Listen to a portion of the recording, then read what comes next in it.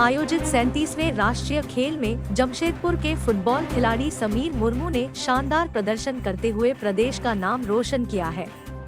Services team पुरुष की तरफ से खेलते हुए उन्होंने टीम को स्वर्ण पदक दिलाया।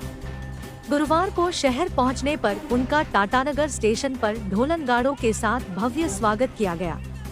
इस अवसर पर जुगसलाई विधायक मंगल कालिंदी, आदिवासी एकता मंच, झारखंड छात्र मोर्चा समेत कई संगठन के लोग मौजूद थे।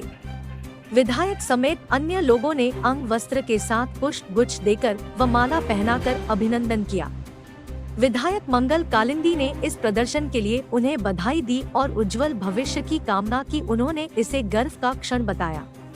कहा कि उन्हें खुशी है कि जुगसलाई विधानसभा क्षेत्र में रहने वाला एक ऐसा खिलाड़ी सामने आया है जो झारखंड ही नहीं बल्कि पूरे देश का नाम रोशन कर रहा है।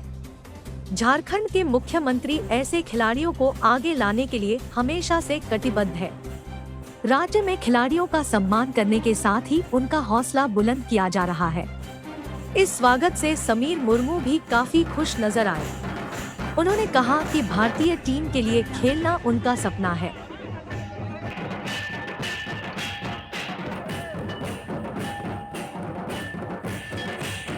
गोवा से नेशनल गेम खेल के आया और गोल्ड मेडलिस्ट रहा इसमें। सर्विसेज टीम तरफ से खेले और मैं अभी बहुत ज़्यादा खुश हूँ जो मेरे लिए इतना कीमती समय निकाल के सभी भाई लोग आए हैं और मुझे स्वागत करने के लिए। मेरा फुटबॉल जर्नी 2010 से स्टार्ट हुआ है। 2010 से 2 साल पहले गांव में प्रैक्टिस किया। उसके बाद 2012 में मेरा TSRDS टाटा स्टील के लिए सिलेक्शन हुआ। उसके बाद मेरा 3 साल वहाँ पे मेहनत की है पूरा।